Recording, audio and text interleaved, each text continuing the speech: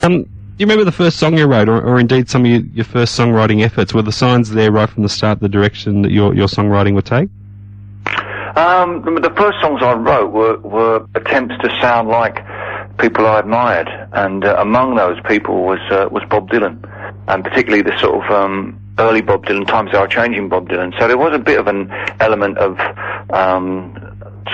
teenage angst in amongst the attempts to write songs like the Rolling Stones and Smokey Robinson. Yeah. Were you a pretty politically aware student in your school days? Not really, no. I mean, there wasn't a great deal of politics in our house. Neither of my parents ever expressed any political views to me at all. Although my dad was quite interested in events and stuff like that. We used to buy a newspaper called the Daily Mirror, which in the 60s was quite a campaigning newspaper. John Pilger made his career really writing for the Mirror in the 60s, and I think that most of the politics that came into our house came in the form of that newspaper. Yeah. And sort of looking back at old issues of the Mirror, I was reading an article about those campaigning days a couple of years ago. I realised actually how vivid my memories of those particular issues were, so I guess I was taking it in. Now, before music, you had a brief stint in the army. How do you look back on those days now? Well, the strange thing is, John, actually, it was in the middle of music. Oh, was it? It was actually after I'd been a punk rocker for 2 or 3 years. And so that it was in some ways even weirder. What had happened was I'd been in a punk band called Riff Raff, and the band really sort of ran aground and wasn't really going anywhere. And punk had sort of like fizzled out, and I couldn't think of anything else to do. I was living back at my parents' house and going nowhere really. So I kind of like pressed the eject button on my life and went and joined the army. And how did Billy Bragg and the army get on?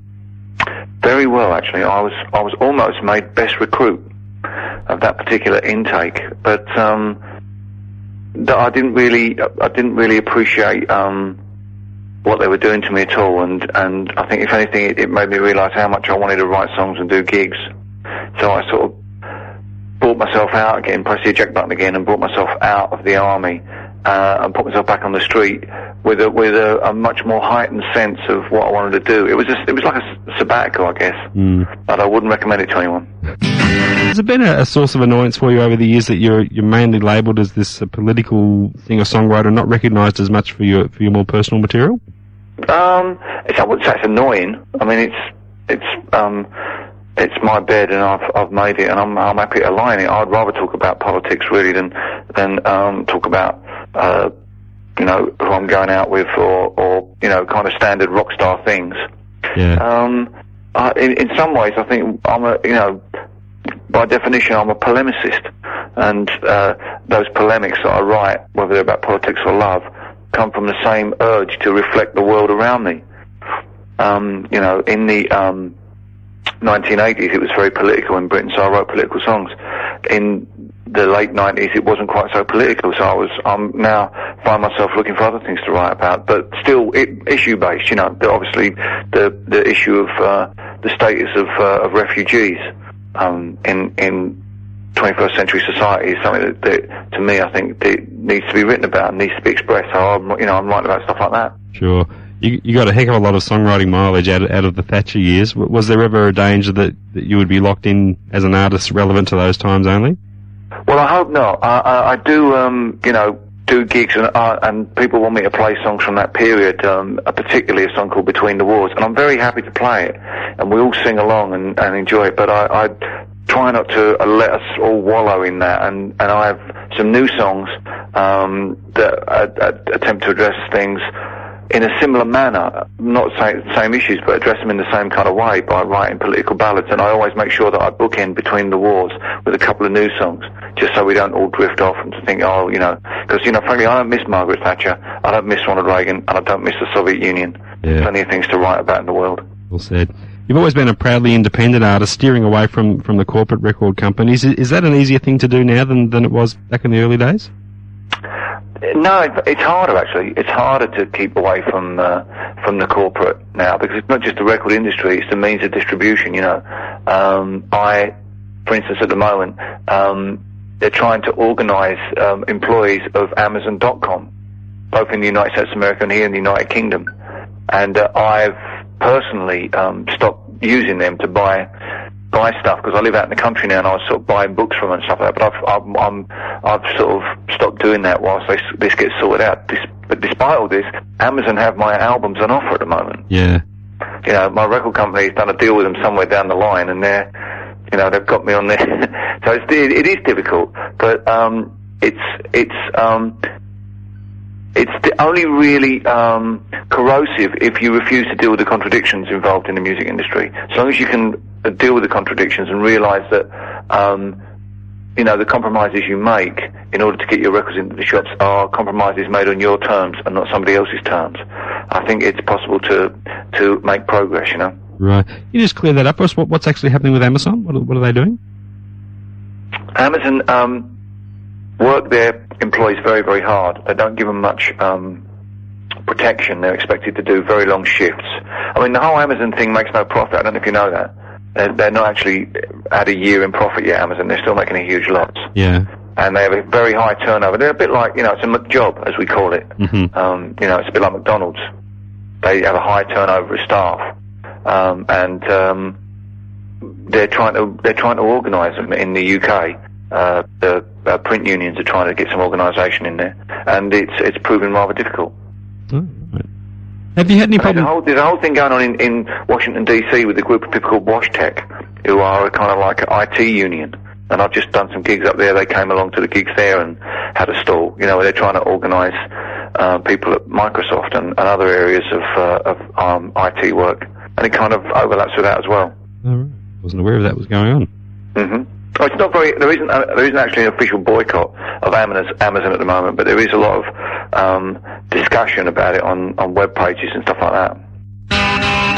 Huh. Have you had any problems over the years with the record companies you've been involved with, trying to influence the direction of your songwriting, perhaps wanting you to be less political? No, I wouldn't say less political. I mean, the main problem with that is really it's twofold. Firstly, it's broadcasters who don't want to play political music. I mean, I don't know if you've seen it, but I saw a list today of songs that have just been put on a must not play list by American radio programmers. Amongst them, songs about burning and the Middle East, but also for some reason, Oh Bloody, Oh Bloody by the Beatles was on the list, I noticed. And it also had anything by Rage Against the Machine, which I thought was a bit unnecessary. Sadly, I'm not big enough on radio in America for anyone to care about my records, so I didn't really come into these. They must be FM programmers. But that's always been a problem. If you want to get on in the BBC, you don't want to really play too many Billy Bragg records in the 1980s. And the other problem is, of course, is the vagaries of fashion. There's more resistance actually through the media, really, who just don't think politics is fashionable most of the time. Sometimes they really do. In the 1980s, when we were doing Red Wedge, we got a lot of coverage then. But most of the time, people think that, they're not really interested in what's happening in the world until, events such as we've seen over the last few days intrude into their lives. And then they realise actually that, there is an element of their lives that is always touched by what goes on around the world, and perhaps they should pay a little bit more attention to it. Even though the bulk of your work over the years has dealt with serious issues, one thing I've always appreciated when seeing you live, you still maintain an element of humour and fun in your live shows. Has that been particularly important to you to maintain that? I think it's important if you're going to try and put across issue-based music. I've toured with political bands who are much more political than me, much more left-wing than me, and they're just so poker-faced about it all. They're so serious about it. What I do fundamentally is about entertaining people, and part of that entertainment is to make them think, to go away and make them think, and not only think I must go out and buy Braggy's album. Yeah. I don't believe that it's the job of the singer-songwriter to change the world or to give answers, but I do believe it's the job of the singer-songwriter, or any artist really, if they can be bothered, to try and ask a pertinent question at a particular time, and that's what I strive to do. If I just did all serious stuff, I think the gigs would be heavy going, and people would rightly accuse me of trying to indoctrinate people. What I'm trying to do is make people relax and take in what I'm saying, and I found the best way to do that is to use humour and talk about issues. I mean, for instance, when I'm in Australia, if you heard me, I we're just playing a live gig from Melbourne from the last tour, which I could tell just by listening to it that Melbourne must have been one of the last shows, because I'm so clued into what's happening in Australia. Almost all the references in the set are to do with Australia. Mm-hmm. Whereas if you listened at the start of the gig, at the start of the tour rather, I would have been, still feeling my way around it. I wouldn't have had my sights on the issues and been able to come at them at a slightly oblique angle so that I could make a humorous or other point about them, But what I do is I try to put across my points, but not the humour that I make shouldn't really be punchline based. It should be idea based. I'm pointing out the ridiculousness of a country which is just made up of immigrants trying to stop people coming into the country. Those kind of things. Yeah. That kind of black juxtaposition. I find that if you're trying to make a point about that situation, those things help rather than being serious about it all the time. I remember that show you're talking about quite vividly, actually, and I remember being quite amazed at the time how in tune you were to the local issues. Yeah, I was listening to. I was talking about going to the toilet and doing a grollo, and I had to really think hard what the heck I was talking about, because he's this guy trying to build this tower, isn't he? That's right, yeah. And it was exactly. And I was listening to it thinking, what am I on about? So it's sort of that's good because and also because it's not scripted. By the time you come back on the next tour, you've forgotten all about that. You know what I mean? You're not you're not recounting it. It's not like it's a script. I mean, it's a narrative. Particularly talking about Woody Guthrie at the gigs, there's a narrative in there that I want to use to put the story of Guthrie's life and the reason why these songs are so interesting and in some ways contemporary. That there's a narrative to that. But it's kind of storytelling, It's that storytelling, folky storytelling tradition. Absolutely. You want to make people smile, but you also want to make them think, You want to be a jester, but you want to be the bogeyman as well. You know what I mean? Yep, it kind exactly. of goes right back to sitting around the fire long ago. Now, you had a few years off in the 90s after a dose of appendicitis, I think it was. Is that right? Well, I had a dose of appendicitis and my missus had a dose of pregnancy. It was the dose of pregnancy really that had the effect. I mean, the appendicitis just knocked me off the road for a few months and just sort of stopped everything. Yeah. And gave me the space to think, okay, what am I doing? It was quite timely, actually, because I think it was after Don't Try This at Home, which was my big pop album. And I sort of gone up a bit of a cul-de-sac with that, because I'm not really a big pop star, I really enjoyed making that album, but I'm not sure I could have kept, after Sexuality, I couldn't have kept making big pop singles. So it was for me, it was a good time, I think, to just step back from what I do and take a look, It was a break you had to have. Well, I think I would have had to have it anyway, because Thatcher went, the Soviet Union went, the Cold War ended.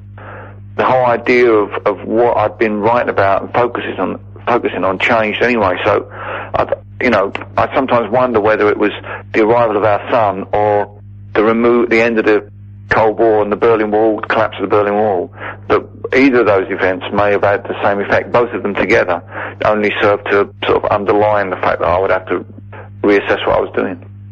Has becoming a family man in recent years altered your approach to songwriting? Yeah, it has. I can only do it after everyone's gone to bed. But apart from that, I mean, the biggest effect I think it's had on it is that we moved our family out of London. We now live by the ocean on the south coast.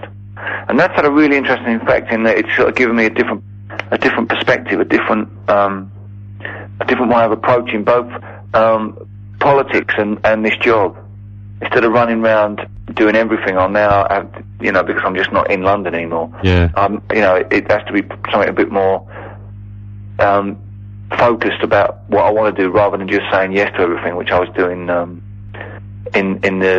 towards the end of the 90s. And also, the politics down here are quite different. The Conservative Party are very strong here. So during the election campaign, I was much more involved trying to get the Tories out than I would be in London, where Labour are already in London big time.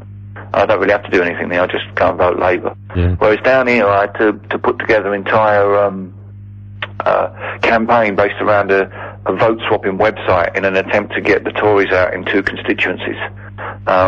downhill, which met with some success and a lot of press in the local press, which was good for me. It sort of plugged me in again.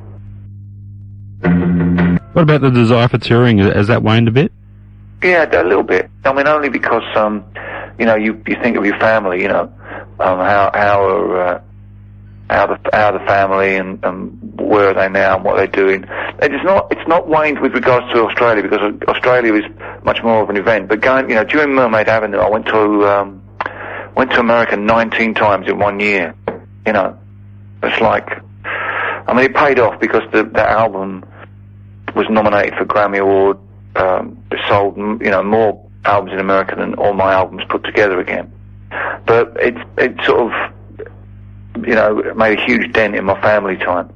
So now touring now becomes a special event. Coming to Australia to play these songs is a special event, and I'm very much looking forward to it. Yeah. When did you first become aware of Woody Guthrie? Was it through Bob Dylan? Yeah, I think most people, under 50 have got to say Bob Dylan. There are very few people around who can say, oh yeah, I went out and bought Woody Guthrie's records, because he made so few records, Yeah. I think for someone like myself, being into Bob Dylan I kind of got into him when I was still at school, really, when I was sort of 15 or 16. I had to do a lot of research about him, basically, and the more I avidly read stuff about him, the more that the name Woody Guthrie came up. So I kind of had an idea of Woody's influence on Bob Dylan. But it was only subsequently coming to America in the 1980s that I was able to find Woody's music and his books, because he wasn't really much of a presence in Britain. He still isn't really. It took a while for me to appreciate why he was so important. But when I sort of took the Mermaid Avenue job, I really didn't know that much about his life as such. I had to read his biography really to get up to speed. But I don't think Mermaid Avenue was a gig for a Woody Guthrie fanatic. It needed someone who had a bit of different perspective, could stand back from the legend of Woody and look at the stuff in the archive without worrying that it didn't sound like Woody Guthrie, Yeah, I spoke with Arlo Guthrie recently, and he spoke in glowing terms of Mermaid Avenue. He said the songs sit quite fittingly right alongside his dad's most famous works. So you didn't fall into that trap when you were writing the songs of thinking, how would Woody finish this? No, I didn't. It's very, very, very kind of Arlo to say that, and I really appreciate him saying that. His sister, Nora, who commissioned me to make the record, made it very, very clear that I should collaborate with Woody, and I should not worry about the legend of Woody Guthrie. She will deal with the legend. I was to deal with the guy, the voice in the archive, which is a different voice to the Woody that everyone knows from his the stuff he recorded during his lifetime. And people said to me in the context of making the record, why doesn't Arlo do this? And I think even Arlo was too close. Yeah. It needed someone to come in and really come in with a sort of it might have been a generational thing. I mean, I think, when people talk to me about why didn't Bob Dylan do this, or Arlo, or Pete Seeger, or Springsteen, or someone, I think all these people were a bit too close. It helped, I think, also that I was a European. Mm-hmm. Because I didn't grow up with Woody Guthrie at school, Yeah. And the reason why all those songs fit with his dad is because his dad wrote them. I have to just point that out. But, I was just the guy who came in and just threw a few tunes on them. Yeah. I'm like a book guy.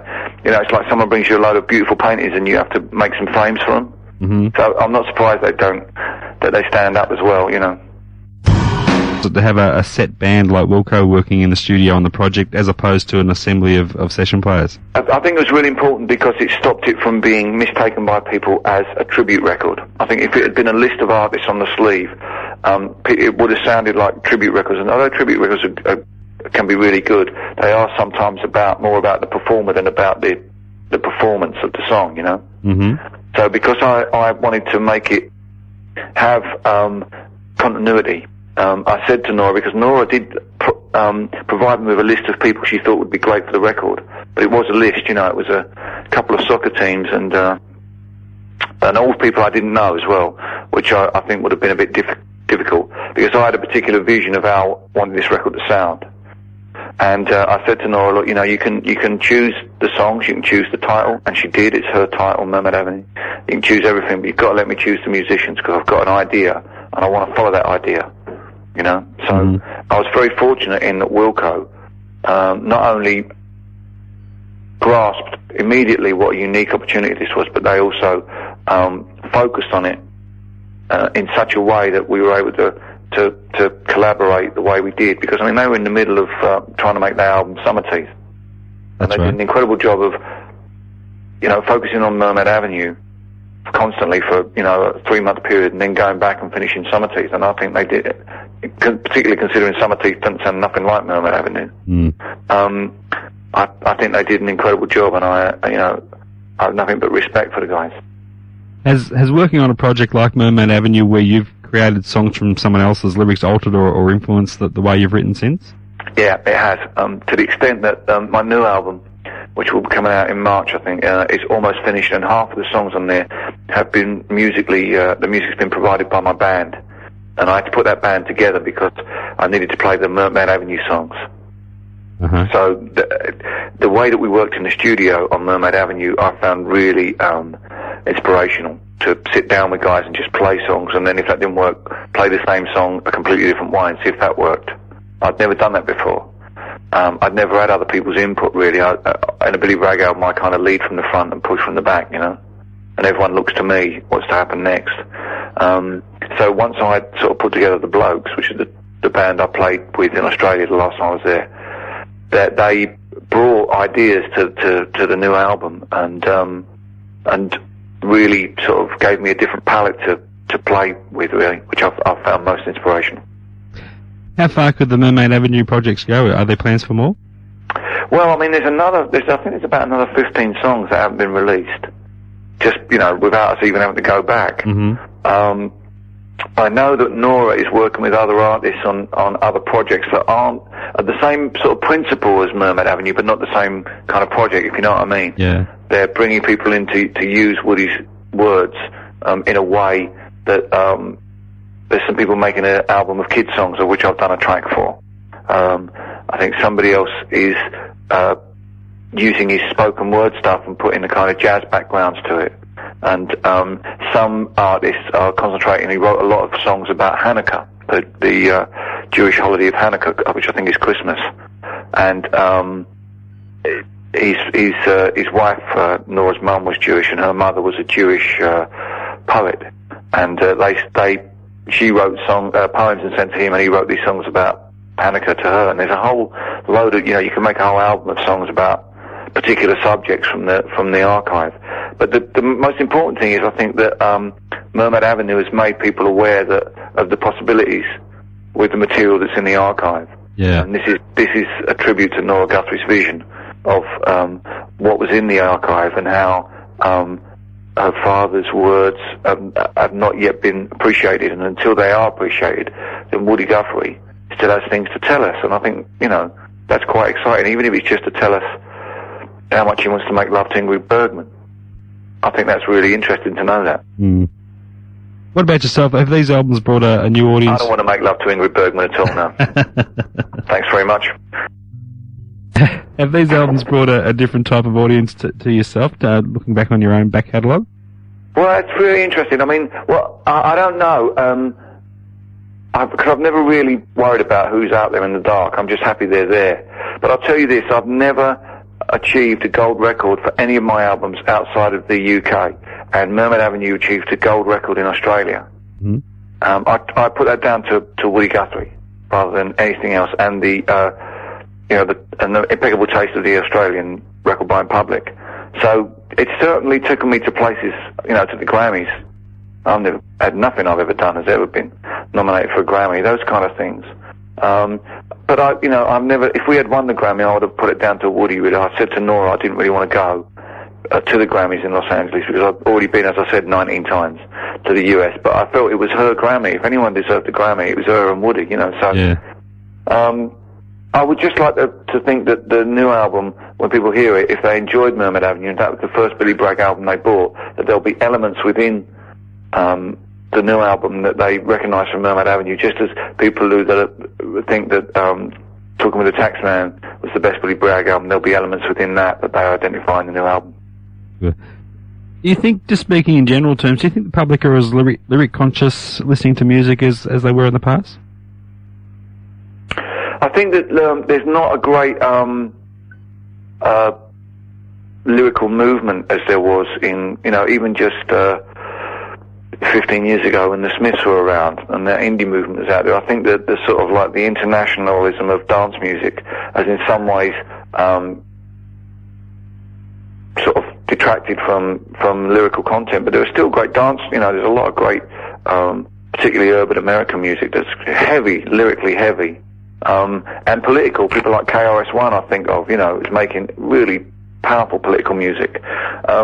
There are people out there, because whenever there is a mainstream, there will always be people looking outside of that for something that's perhaps a bit more, has more going for it than just escapism. That's always been so. It always will be so. Sometimes what we do will be at the centre of fashion, and then people will be out there looking for mind-numbing dance songs. So that's one of the problems about using popular culture to put across ideas. It's always the tides of fashion come and go quite quickly. Yeah. Just browsing through a few recent articles on yourself in preparation for this, and a lot of them seem to make issue with the fact that you're past the age of 40. Why do you think the press seem to have such an obsession with your age? I don't know. I don't feel any less engaged than I was. In fact, I feel more engaged at the moment. I'm just we're about, just before I come to Australia, I'm appearing at several meetings at the Labour Party conference on the fringes of the conference, not on the floor. Mm. But I guess I think what it is more of is that I'm in danger of becoming the beloved performer. Mm. I'm a bit conscious of that. For instance, since turning 40, someone wrote my biography, and then I had a road named after me. and I was given an honorary degree by the University of East London, so I'm sort of a bit worried that I'm becoming, that I'm in danger of becoming sort of, one of sort of, Uncle Bill, Yeah. So hopefully that I can keep, sort of, ranting away and annoying people to such an extent that I don't, I could do another 10 years of this before I become the beloved entertainer. Mm-hmm. I'm quite happy to do that. Heaven knows I do feel avuncular when I sort of, read the guest book on my webpage. I do feel like they're all sort of like, friends or, nieces and nephews or something like that on there. Although probably some of them are older than me. But, it's just, I would like to keep doing this, and I don't think age really comes into it. I think the longer I carry on doing this, the more experience I have. When people whinge at me that students aren't interested in politics these days, I can remember we had that problem during Red Wedge. When people look back now as a time of heightened political awareness, everyone was saying, yeah, but students aren't really interested in politics, and they were interested in 68, they're not interested in 86, and now here we are in 2001, everyone's saying it again. So I think that helps. Yeah. Now, just before we wind up, you're playing solo on this trip. Is it a good feeling to get back to playing that way again after doing so much live work with the blokes? It is. It's much as I enjoy playing with the blokes, and I will make sure that when the new album comes out, we do the album tour takes in Australia with the blokes. I've been doing a kind of a show in which I play a lot of back catalogue stuff, but I also play a lot of the stuff from the Woody Guthrie project that didn't get onto the album, and it's more of a narrative show, and I've done it everywhere, in Canada, in the United States of America, in Scandinavia, around Europe, in Italy, and because Mermaid Avenue was so well received in Australia, I would just like to come and do a show that has elements of that in it before I sort of not close the book on Mermaid Avenue, but I start to refocus back on being Billy Bragg, whilst I'm still sort of have the ability to to express that narrative without going back to it. I'd like to just come to Australia and do that. And I hope people will enjoy that, enjoy hearing the songs that aren't on the album, enjoy hearing me talking about how the project came together, as well as hearing some old braggy songs that they haven't heard and some new ones that hopefully they will hear. Terrific. And what's on your books after you leave us? After Australia, I've got a sort of couple of weeks up till Christmas, and then the New Year, it's sort of banging into the promotion for the new record. Terrific. Okay, Billy, look, thanks for your time. It's been a treat speaking with you. Sorry about the change of time and everything, John. I'm sure you appreciate what with everything that happened last week. Absolutely. Everything got a bit bandy, so thanks for changing the time, and I'm really pleased to do this. Look forward to seeing you. Look forward to seeing you again. We've got great memories of your previous gigs, so we're excited about it. Expectations, mate. First show in Melbourne has sold out, and the second one went on sale yesterday, so it's going well. I'm psyched. See you soon. Thanks, Billy. Bye. See you later.